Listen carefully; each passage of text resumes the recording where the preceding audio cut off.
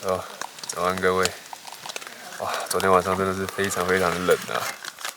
如果我的温度计的气温没有错的话，昨天晚上最低温可能只有3度或4度左右而已，真的是相当冷的一个天气。我昨天晚上呢，也可以说是真的是睡得非常的差啦。然后我睡到一半，大概凌晨4、5点的时候吧，我的帐篷就你看到这一只登山杖还倒下来，然后呢，就是让我的帐篷一边就塌下去了。啊，好险我的营钉没有被拔起来，所以呢，我就只要把这个登山杖撑起来，我就可以继续睡了。啊，真的是多灾多难的一个夜晚啊！一般来说呢，我其实是不太会在帐篷里面就是煮东西吃，我会比较喜欢去把我的外帐给打开，然后露天的方式去煮东西。但是呢，因为现在大家应该都听得到，就是我的帐篷外面正在下雨，所以为了不要让雨把我的火给淋熄了，所以我就得要把我的外帐给拉起来，就变成在帐篷里面吃了。如果回想起来，搞不好还是我的第一次或第二次在帐篷里面煮东西嘞。那今天的早餐呢，吃的是司康，然后还有配上从日本就是之前9州带回来的日本的咖啡，哇，还蛮好喝的，这是一个非常幸福的早晨呢。那其实昨天晚上我原本预计的拍摄啊，我是想说我要再次踏上那个鹿林山，然后呢去鹿林山上面拍摄玉山，因为有新闻看到说，就是玉山上面现在已经有飘了雪，就是上面有积雪，我想说这样可能有机会可以拍到日出的时候的玉山，然后上面就是布满着那个白白的那个积雪，但是很可惜，大家也看到，今天早上起来的时候，四周是一片就是雾雨蒙蒙啦，所以呢，我就决定，我就不上山了，就干脆再回到帐篷里面再继续补眠。所以现在时间大概已经是早上7点多了。再来呢，我应该会再回到13水道，然后我们再度去试试看能不能找到一些其他漂亮的风景。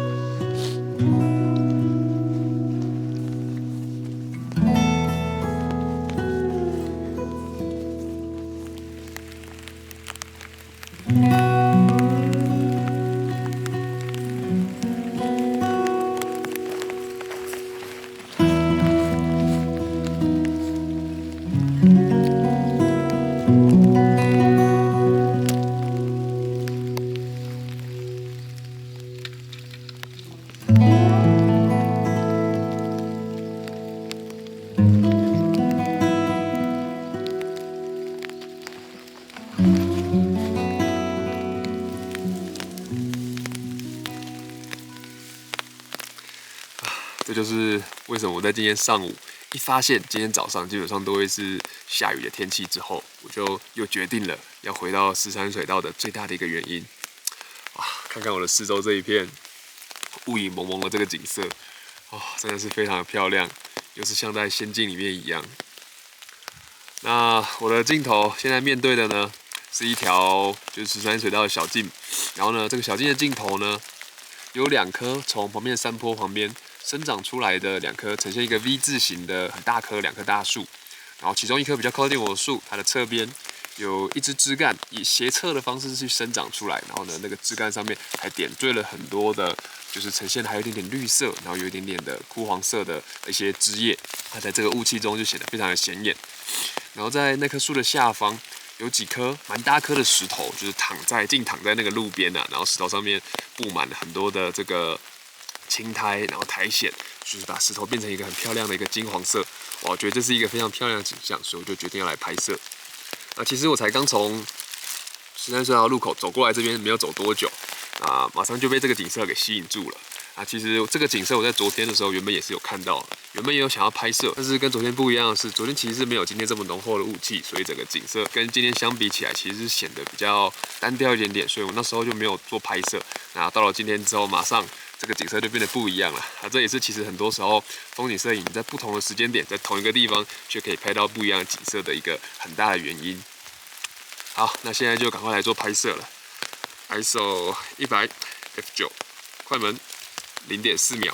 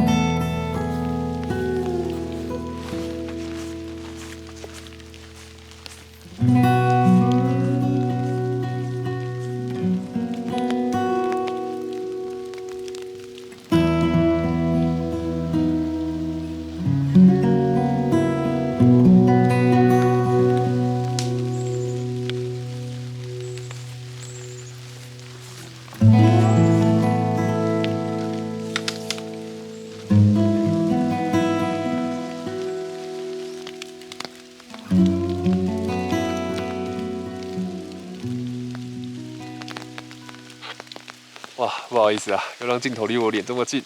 因为呢雨实在是越下越大了，我实在是没有办法再继续让相机淋雨。然后我自己做的那个相机雨衣用上去之后，镜头又会起雾，所以我实在是没有办法，就请各位再包涵一下了。那我必须说呢，一般来说我其实是很少去做所谓的就是拍摄一样的地方这件事情。我可能会在差不多的地方、差不多的地点去拍摄风景，但是呢，我会尽可能去避免就是很雷同、差不多的构图。但是今天的这个景色，我必须说，实在是让我有一点受不了了。如果还有印象的话，今年1月的时候，我在宜阳石山水道拍摄了一张我真的非常喜欢的一张红衣小径的相片。那我现在的位置呢，其实就是在那个地方，就在同一个位置。我看到这个景色的时候，我只能说我真的是受不了。我其实很想要克制住我自己，在这个地方再做一张拍摄，因为我感觉我可能没办法去做出很大的突破。但是当我看到在前方的雾气之中，去伸展出来的一支枝干，然后上面点缀着金黄色的几片零零落落，已经快要落光的几片叶子，我就真的终究是克制不住我自己想要拍摄的那个欲望了所以就请原谅我吧，拍摄同样的相片。那和上次一样的事情，我同样是利用这个红叶的小径当做是一个我的前景只是跟当时候不同是，我现在拍摄的这支枝干，并不是今年1月的时候拍摄的同一支枝干，应该是别支枝干，但我也不太确定啦。我利用前几年这个红叶小径，然后呢，还有就是这个路边生长出来的一些蕨类植物，当做是我的前景，就是让我的视线可以延伸到后方，去跟那个点缀在树枝上的那一些黄叶去做一个呼应。那基本上这不算是一张很复杂的相片，但是有了这个雾气的衬托，真的是让这个景色，所有的景色都被切割开来，空间被切割开，形成了一个很漂亮、很空灵的一个景象。我真的是非常非常的喜欢，那就准备来做拍摄了。ISO 100 F9， 快门0.3秒。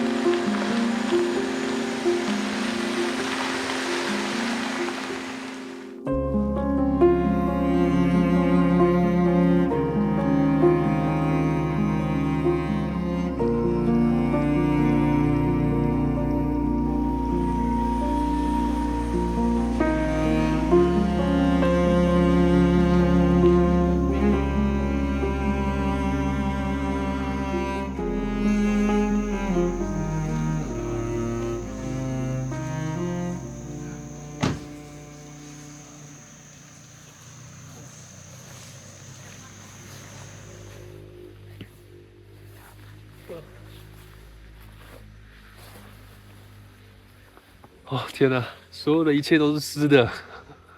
啊！那个东北季风带来的水汽真的是没有在跟你开玩笑的哦。那我现在录影的这个呢，其实是用我的手机来做录影的，因为呢，我的相机它终究还是出了一点状况，就是我刚刚发现我的相机的镜头前面，它好像有一点就是开始起了一点雾气，有点水汽进去里面了。所以我拍出来的东西就全部都有点雾蒙蒙的，那逼不得已，我就只好用我的手机现在顶替一下，就看不知道如果待会那个雾气可以消掉的话，那我可能又可以再拿回相机继续做拍摄吧。那现在的时间呢是下午4点左右，大概还有1个小时就要日落了。那待会我把帐篷给准备好、弄好之后，我可能会去附近的一个叫做猎人古道的一条步道，去那边走一走，替明天的日出去做准备。那这也是为什么我会选择在这个地方扎营的原因。这个因为我现在所在的这个露营区呢，其实离我刚刚说猎人古道就只有几百公尺的距离，基本上就在它的入口旁边所以我待会帐篷弄好之后，我就会走路过去，就看看能不能先去看到一些明天适合拿来作为日出拍摄的景色咯。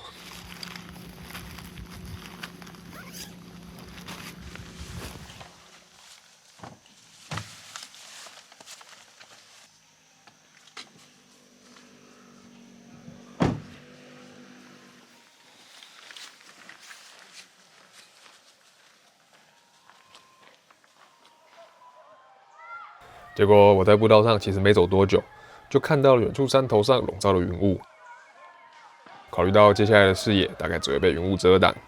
我很快就放弃了继续深入步道看景，赶在天黑前回到营地煮饭休息。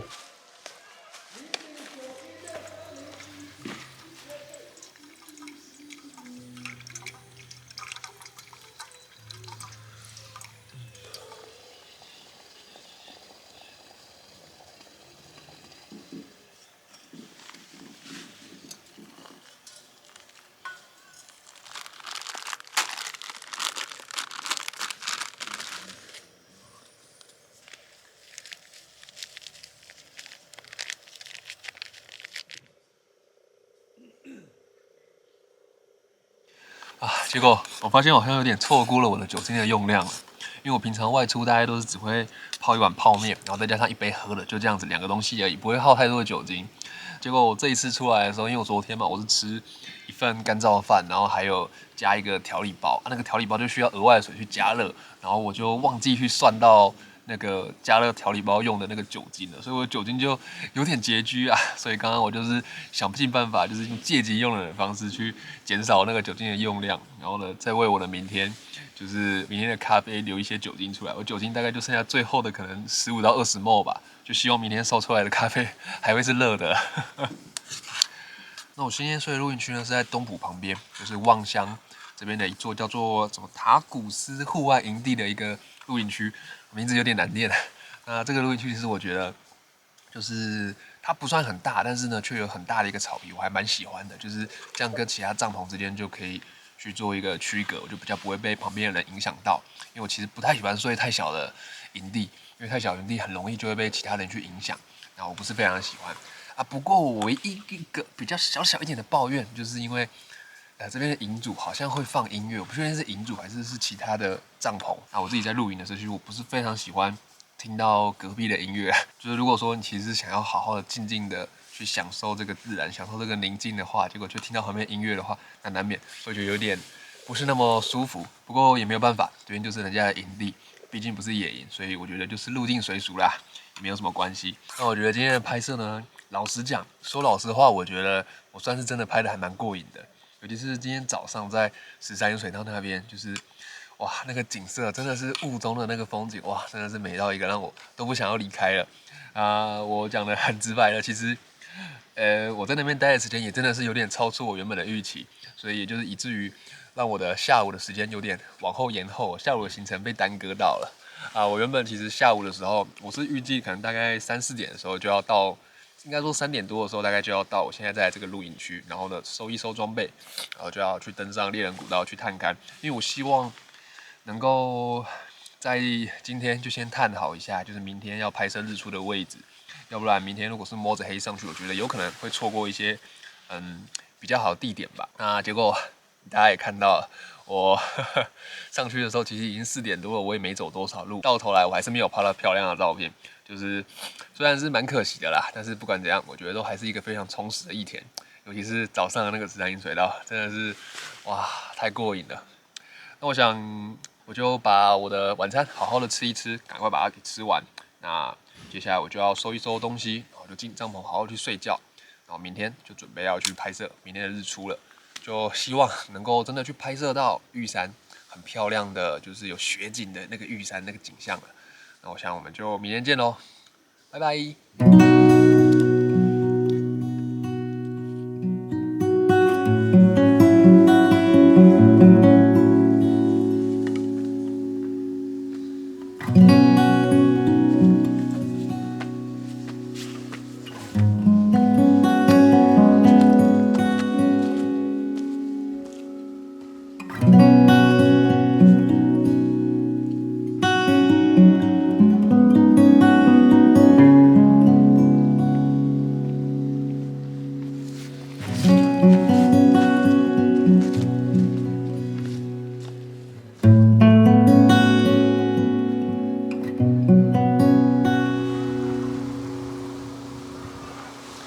早安，各位！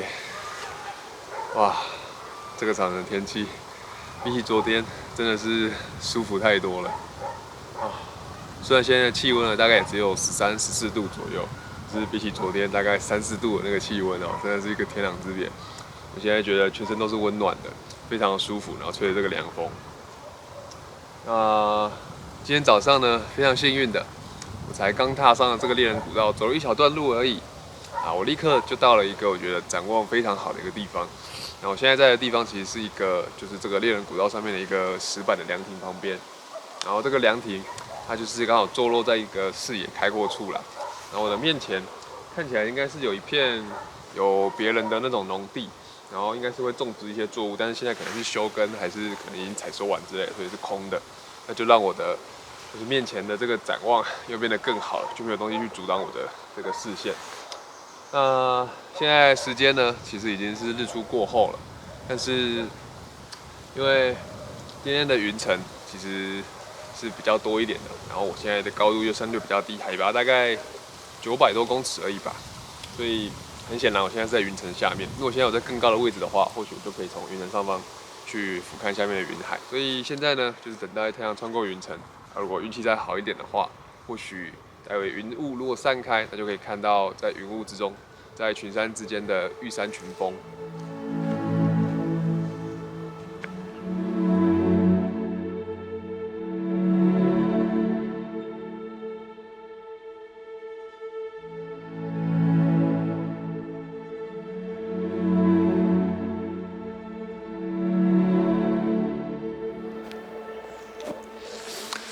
我收回我刚刚说的那句话，因为呢，我立刻就发现另外一个我觉得很有趣的一个景象。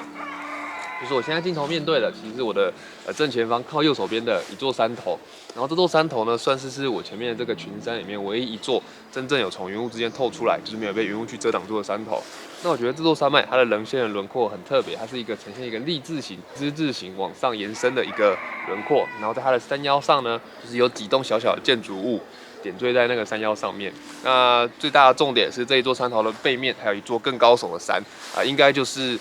玉山但是因为现在被云雾给遮住了，所以其实那一座山呢就是一片黑黑的，什么都看不到。那这就可以直接去把我前面的这一座，我说它的轮廓很特别的这一座山，从背景之中去衬托出来，然后去做一个切割。然后再加上呢，这些山的后方又有很厚重的那个云层，然后云层之中稍微有一点点被阳光给照亮，那就带给我了一个就是可以去做发挥的一个空间。那么我刚刚已经把我的镜头给换成了70-300的长焦镜的，然后呢，前面的景光镜我也去把它给换成了 ND32景光镜，因为我希望能够让我的就是拍摄可以更弹性、更灵活一点点，不用一张曝光都曝光太久OK， 真的是一幅就是算是在这个我觉得有点单调的景色里面去设法找到的一个比较有趣的一个景象。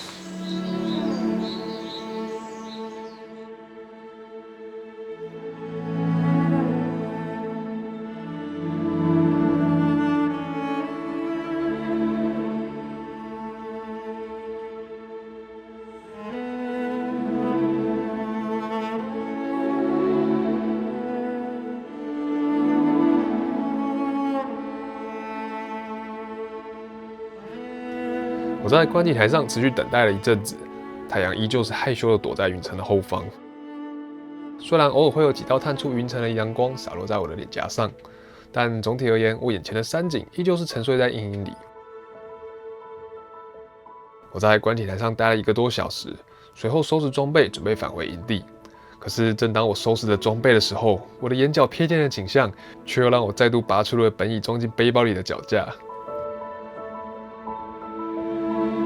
是啊，我还能说什么呢？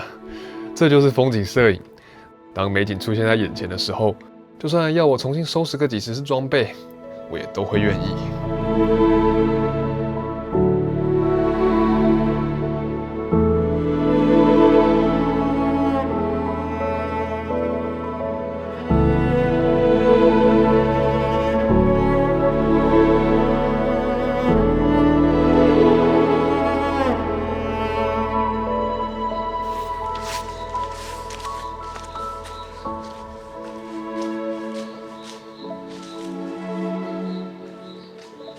真的是好舒服又好美好的一个早晨啊！虽然最后呢，我还是没有看到就是白雪皑皑的玉山，可是不管怎么样，我觉得这个景色还是没有让我失望啊！尤其是我刚刚准备要离开，开始收装备的时候，然后那个突然蹦出来那个光线，真的是哇，非常的夸张。那我想这部影片到这边应该也算是到了尾声了。那接下来呢，我就要回到帐篷。然后去煮个早餐，然后休息一下啊。接下来我应该会开车往东埔那一带去探一探，去为下一次的拍摄吧，去做一些探勘，去做一些准备。那至于这条猎人古道呢，我觉得真的是一条很漂亮，然后走起来非常舒服的一条步道，然后四周有很多的枫树，然后甚至还有樱花啊，然后这样子就是非常的漂亮。我觉得如果大家有机会来到这个地方的话，我觉得应该还蛮值得来走一走这条步道的。好了，那我想这部影片到这边应该就算告一段落了。那如果你喜欢我的影片的话，也希望你可以帮我按个赞，然后呢，或是可以帮我分享出去。那如果说你还没有订阅我的话，也希望你可以订阅我，这样以后我有更多的摄影的影片、风景摄影，那你都可以看得到。那我想影片到这边就算告一段落了，那我们就下次再见喽，拜拜。